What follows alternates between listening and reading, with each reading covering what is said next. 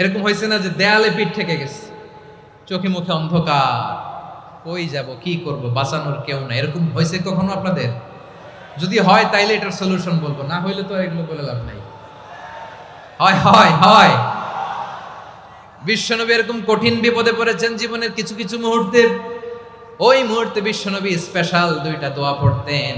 এই দোয়াগুলো আপনাদেরকে জানিয়ে দেয়। বিশ্বনবী বলেন, কঠিনতম বিপদে যখন পড়বা, দেয়ালে পিঠ থেকে যায়, চোখে মুখে অন্ধকার, বাঁচার কোনো উপায় নাই, তখন পড়বা লা ইলাহা ইল্লা আনতা সুবহানাকা ইন্নী কুনতু মিনাজ জালিমিন।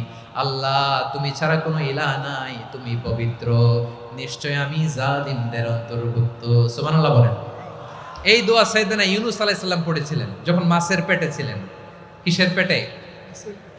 এবং অনেক মুফাসসিরিন একরাম বলেছেন, অনেক আহলুল ইলমরা বলেছেন, এটা হচ্ছে ইসমে আজম। ইসমে আজম এমন দোয়া যেটা দিয়ে দোয়া করলে আল্লাহ দোয়া কবুল করে, কিন্তু এটা কোনটা, এটা নিয়ে ইখতিলাফ আছে। কোন আহলুল ইলম বলেন এই লা ইলাহা ইল্লা আনতা সুবহানাকা ইন্নী কুনতু মিনাজ জালিমিন, এটা হচ্ছে ইসমে আজম।